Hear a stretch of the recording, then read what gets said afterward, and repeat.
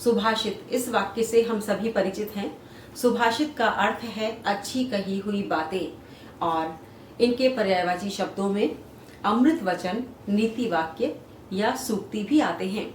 यानी सुभाषित को नीति वचन, अमृत वचन या सूक्ति भी कहते हैं। सुभाषित का अर्थ यही है कि जिन शब्दों को सुनकर, जिन वाक्यों को सुनकर हमारे अंदर सुख की अनुभूति होती हो और हमारे मन में संतोष उत्पन्न होता हो, किसी को भी कष्ट देने की भावना हमारे मन में जागृत ना हो, हम सभी को सुखी देखना चाहते हों, और अनेक प्रकार से हम उनका सूक्तियों के माध्यम से मार्गदर्शन करते हैं। अगर हम सूक्तियों की बात करें तो सूक्तियों का हमारे जीवन में बहुत अधिक महत्व है, और सूक्तियों को अगर हम देखें तो एक प्रकार से ये सूक्तियाँ सारभूत शब्द या वाक्यों के रूप में हमारे सामने आती हैं। सूक्तियों का हमारे जीवन में कितना अधिक महत्व है, ये कई श्लोकों के माध्यम से हमें बताया गया है। तो चलिए उन श्लोकों के अर्थों के माध्यम से हम जानते हैं कि सूक्ति का हमारे जीवन में क्या महत्व है। कहते हैं कि संसार रूपी कड़वे वृक्ष के अमृत के समान दो फल हैं। यानी संसार जो है वो एक कड़वे वृक्ष के समान है, लेकिन उसमें जो दो अमृत फल लगते हैं वो कौन कौन से हैं, ये बताया गया है। सुभाषितों का रसास्वादन और सज्जनों के साथ संगति। यानी सुभाषितों का रसास्वादन, अच्छी कही हुई बातों को हम ध्यान से सुने और उसमें रस की अनुभूति करें। दूसरी बात है, सज्जनों के साथ हम बैठे या सज्जनों की बात सुने, सज्जनों से हम वार्तालाप करें, क्योंकि यदि हम सज्जनों के साथ बैठेंगे तो हमारी प्रवृत्ति भी उन्हीं के समान होगी। दूसरी बात ये कहते हैं कि सुभाषितों का रसास्वादन, सज्जनों के साथ संगति और विवेकी राजा की सेवा, ये तीनों दुखों को निर्मूल कर देते हैं। यानी अगर आप सुभाषित पढ़ते हैं, सुनते हैं, तो आपको नीति की बातें पता चलती हैं, अच्छी बातें आपको पता चलती हैं, अच्छी बातों का आपको ज्ञान होता है और आप सुमार्ग पर चलते हैं। और जब आप सुमार्ग पर चलते हैं तो आपके समस्त दुखों का नाश हो जाता है। दूसरी बात है सज्जनों के साथ संगति, यानी अच्छे लोगों के साथ उठना बैठना, बातचीत करना। यदि आप अच्छे लोगों के साथ उठते बैठते हैं, बातचीत करते हैं, तो आप अच्छी बातें ही सीखेंगे, और जब आप अच्छी बातें सीखेंगे तो निश्चय रूप से ही आपके दुखों का नाश होगा, और अच्छी बातें आपको हमेशा सुख की ओर, अच्छाई की ओर ले जाने के लिए प्रेरित करेंगी।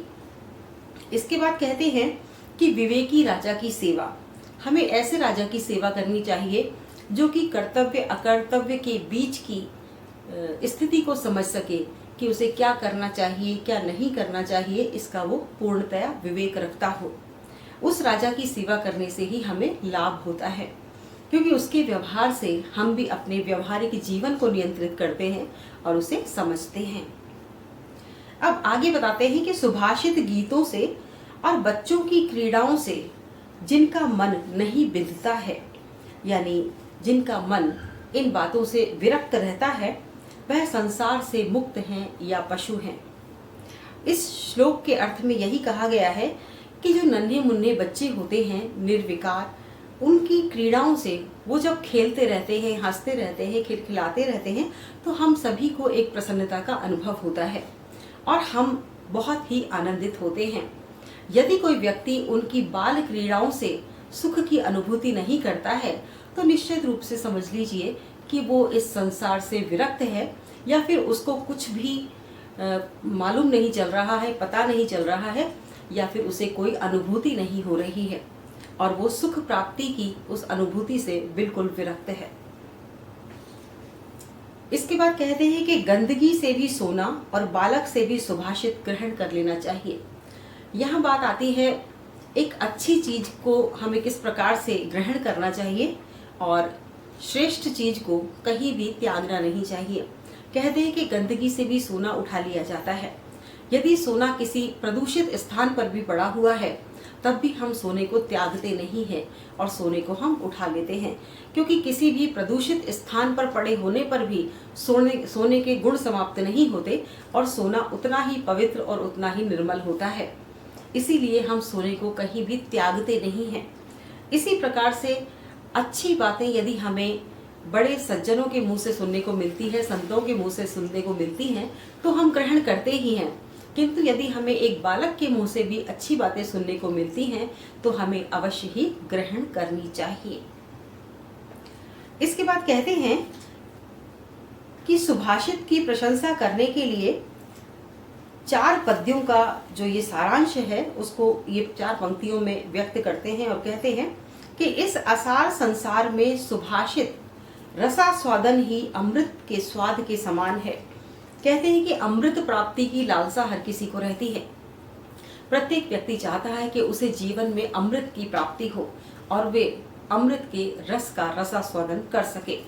तो अमृत तो उसे कलयुग के इस समय में मिल नहीं सकता, किंतु सुभाषित यदि वो सुनता है तो वो अमृत के समान ही है, क्योंकि सुभाषित सुनकर उसके हृदय में जो परिवर्तन होते हैं, वो यथार्थ ज्ञान जो प्राप्त करता है, व्यवहारिक जगत से तालमेल बनाकर चलने वाला ज्ञान जो वो प्राप्त करता है, वह अमृत के समान ही है और वह उसे जीवन में आगे बढ़ने के लिए और श्रेष्ठ मार्ग को प्रशस्त करते हैं। इसलिए सुभाषित अमृत के समान कहे गए हैं। दूसरी बात कहते हैं कि सुभाषितों का आस्वादन करना दुख का निवारण करना है।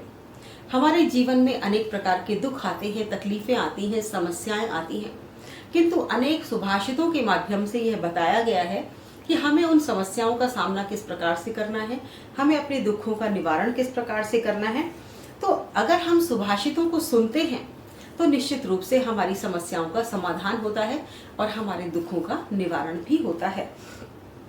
इसके बाद कहते हैं कि सुभाषित मन के द्रवित होने के भाव का कारण है।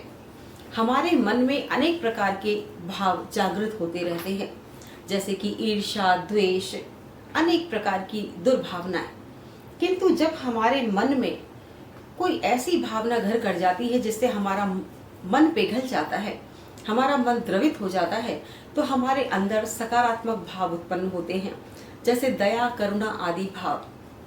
और यही भाव, दया, करुणा, परोपकार आदि भाव हमें जीवन में, समाज में प्रतिष्ठा दिलाने के लिए हमेशा काम आते हैं और यही भाव हैं जो हमें हमारे अंदर सुख की अनुभूति कराते हैं।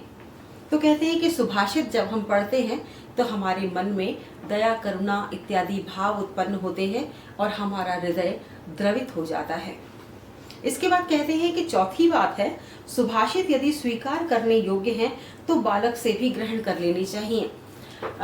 हम अधिकतर ये देखते हैं कि यदि कोई बड़ा व्यक्ति या कोई महान व्यक्ति हमें कुछ कह रहा है तो हमें वो बात स्वीकार कर लेनी चाहिए या उसे मान लेनी चाहिए।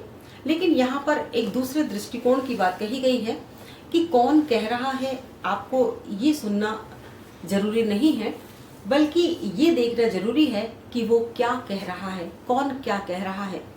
तो यदि संत, महात्मा या बड़े लोग भी ऐसी बात कह रहे हैं जो ग्रहण करने योग्य नहीं है तो निश्चित रूप से हमें ग्रहण नहीं करनी चाहिए।